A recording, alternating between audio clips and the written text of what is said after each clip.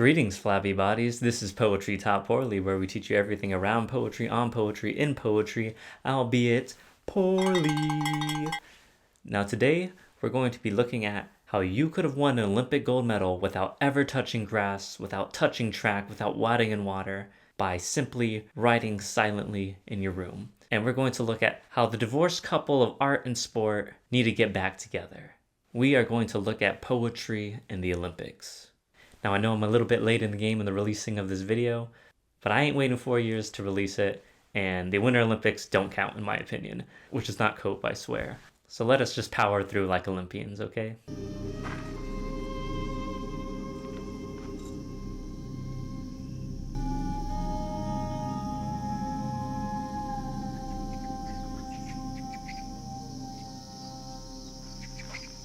In the ancient Olympics, one of the most famous Olympic odes was created by the ancient poet Pindar, where he praised the victory of a horse rider named Raygun, and it has the famous opening lines.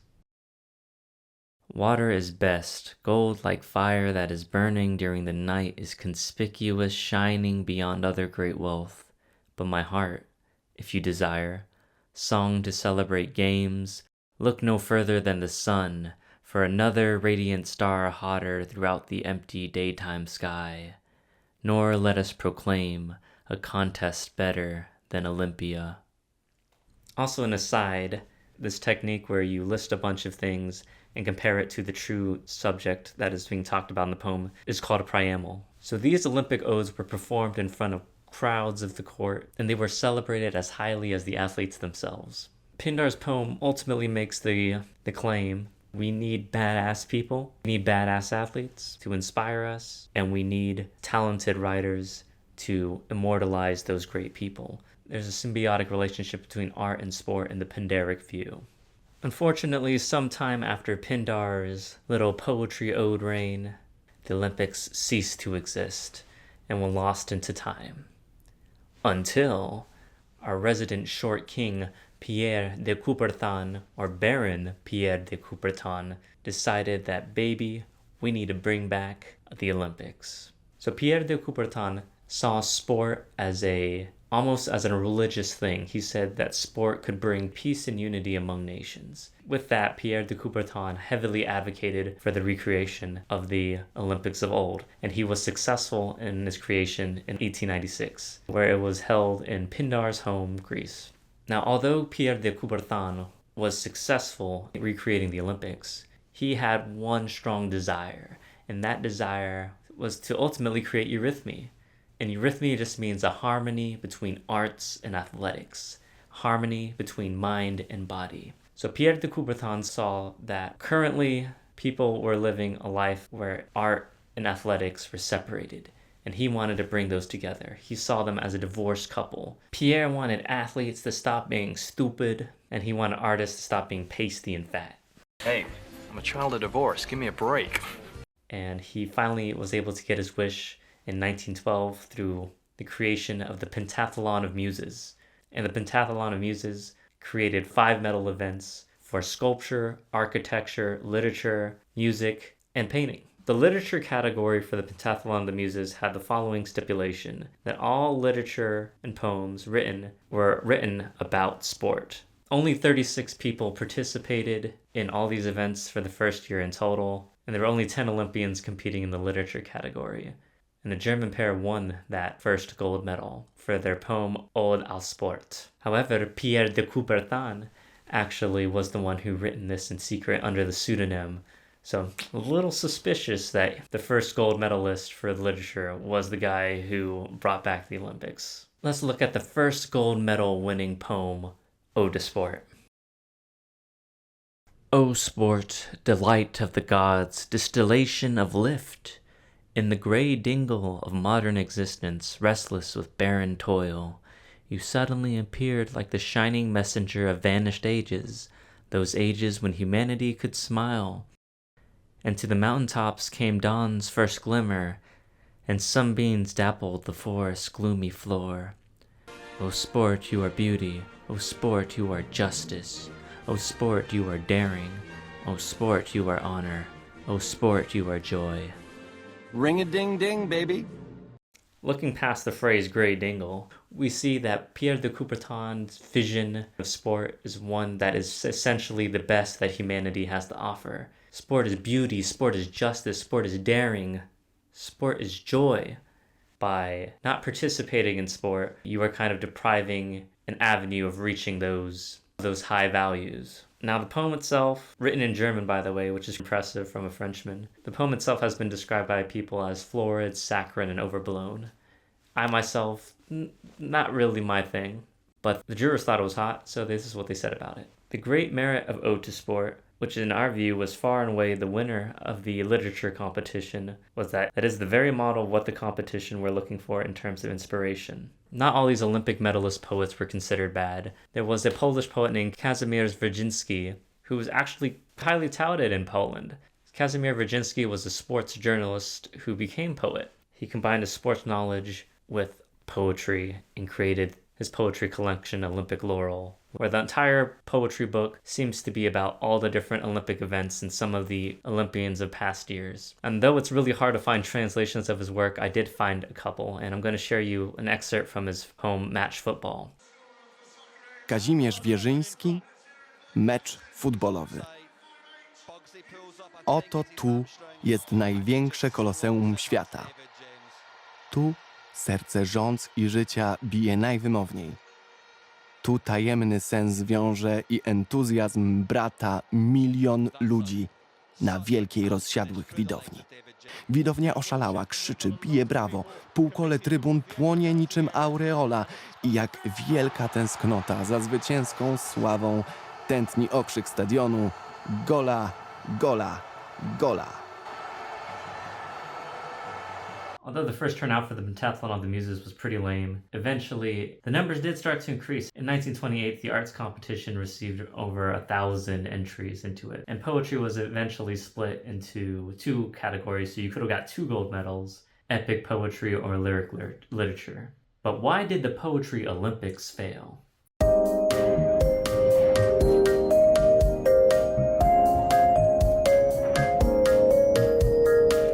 The poetry event in Olympics failed. First of all, many famous poets of the time weren't interested in writing about sports to begin with, which led to a very shallow pool of contestants. Robert Graves, who was an English poet, submitted to the Olympic competition and described it as a bad joke after losing, which I'm sure didn't affect his opinion at all. The winning poetry was bad and forgettable, or politically motivated, like with the Germans won a good amount of poetry during the Nazi times. So the quality was bad and it didn't have support of the artistic community at large. And once the International Olympic Committee denied professionals from entering the Olympics, favoring amateurs instead, that was one of the death knells of the poetry movement in the Olympics, because now you definitely have incredibly sucky writers submitting to the poetry scene. Hey sport, this is sport. Let me retort past the court. I don't want to abort. I want to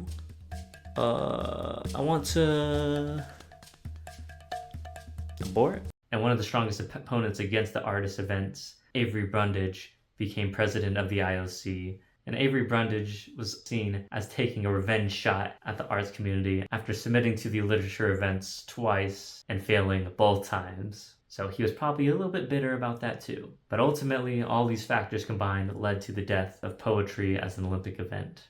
With the death of poetry as an Olympic event, the death of the poems themselves also occurred. Few of them are preserved, and most of them are lost to history. We only have a couple titles, and we don't know who were the entries to these events. Perhaps Hemingway submitted a poem. We'll never know.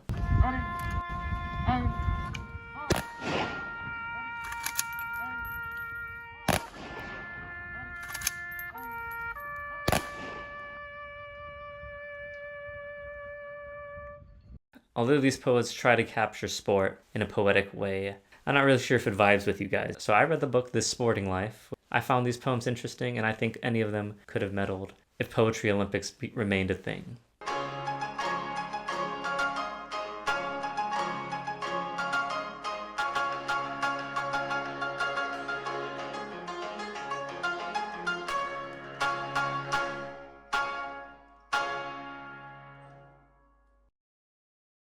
All four poets approach the question of the division between arts and sports differently, and we're going to look at how they approach this apparent division. Boxing towards my birth. My mother wanted to name me after an Irish thinker, James Joyce, Sean O'Casey, William Butler Yeats. But my father thought better of Jack Dempsey, the Manasseh Mauler. I grew up shadow boxing with the famous dead. In the kitchen, my mother read me sad poems that danced for pages, while my father drank himself into the Friday night fights. Between rounds, he stumbled in for bottles of beer, threw jabs so close to my face, I could feel my first teeth beginning to bleed. At 5, I knew words like knockout, low blow, straight right. That Christmas, I found red boxing gloves under the tree. They each reminded me of a reindeer's heart, laced tightly around my skinny wrists. Half naked, I stood in front of the full-length mirror. My father, smiling, made the sound of a bell and pushed me closer to the thick glass. Towards the anger of that first punch, I aimed so willingly at myself.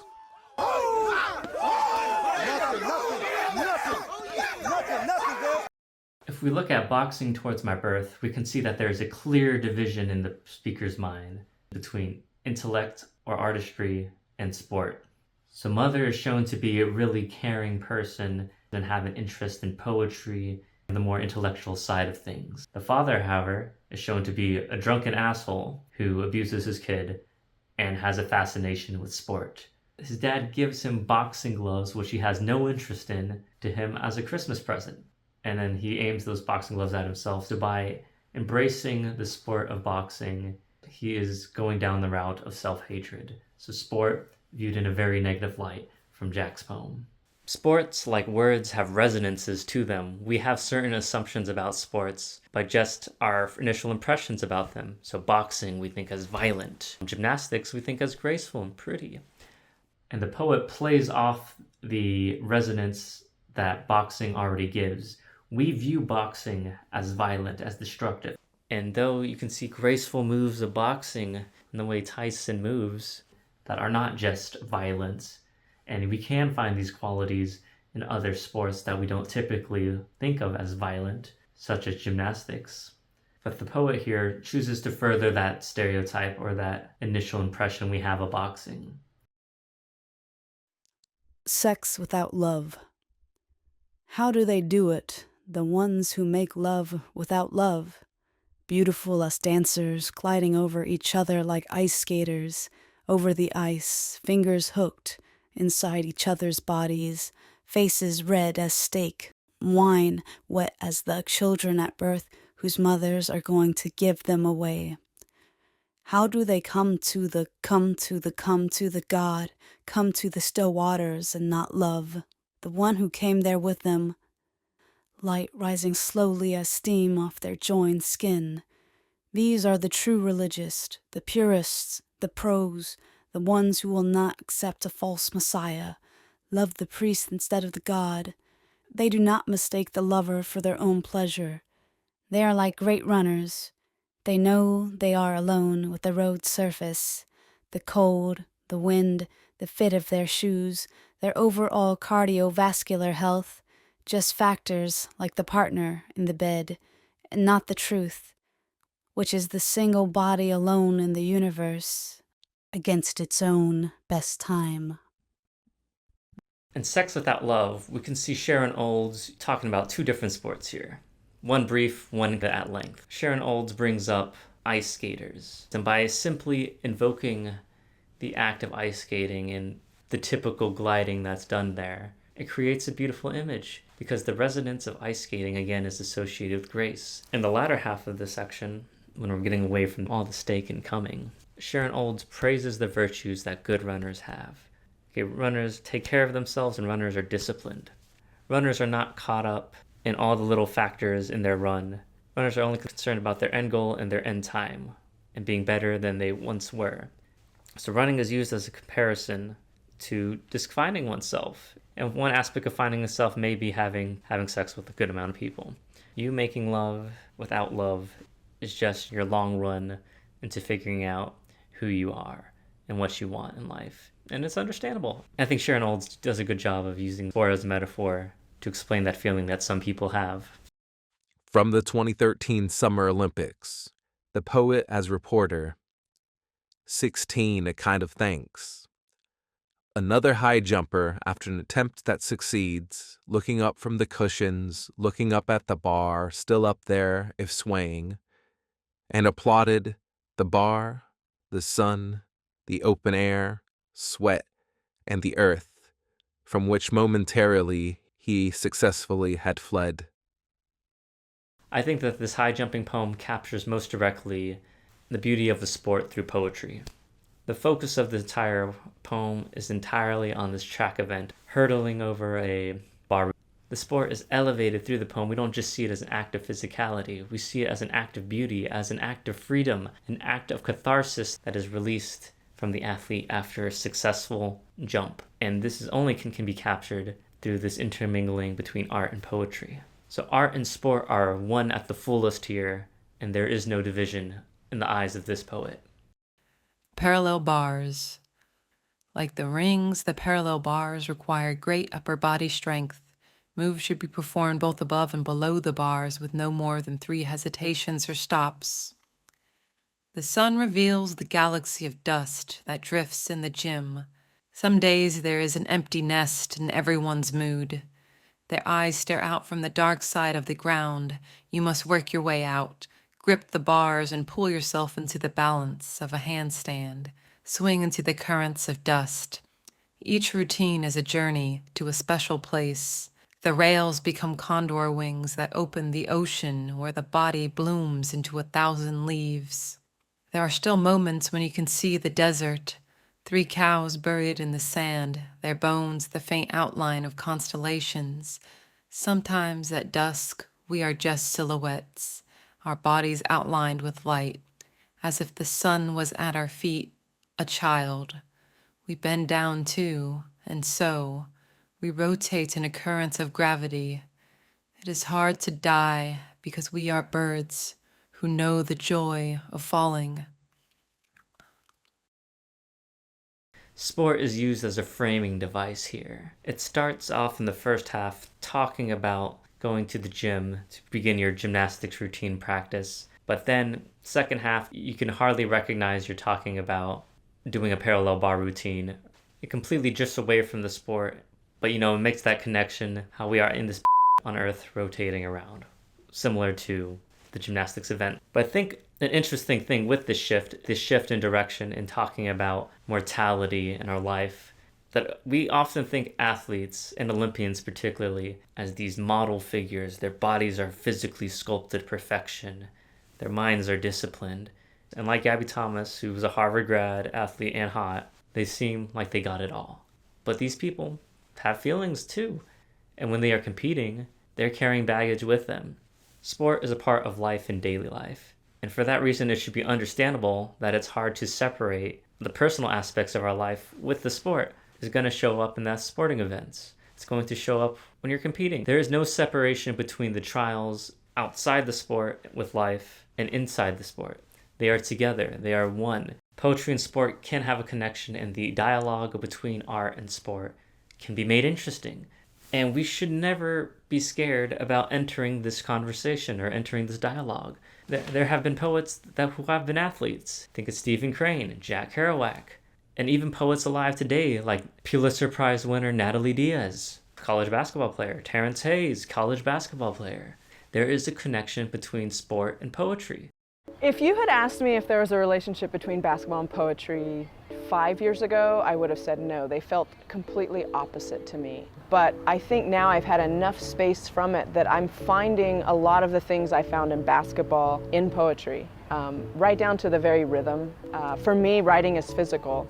I move. Like I just started not rocking when I read because a friend of mine said I looked like Rain Man. And to me, it's similar. Like basketball quieted my head. It was the one place I could go and be quiet and think. And that's what poetry is for me. It's the place where all the noise is okay. Maybe it doesn't always make sense, but it's a place where you say, okay, I'm okay. Things are screwy and things might not be perfect, but I'm okay in this space. From all this, I hope that you can learn to embody body, and that poets and athletes will eventually come together and realize that there is beauty and merit to what each other do, and that they should both participate in creating the full Olympian. If you're a poet and you're writing about beauty, about overcoming struggle and triumph, how can you do that if you do not physically embody that? So I ask you, poet, if you are watching this and you are not strong and yoked as heck, attempt to embrace the more physical side of yourself. And I encourage you to write about sports. Writing about sports is difficult and can easily fall into cliche if you only look at it as the two end states of any competitive sport, which is victory and defeat. But the true beauty of sports writing does not lie in the outcome, but the emotional shifts that occur within the game and the struggle of oneself within it.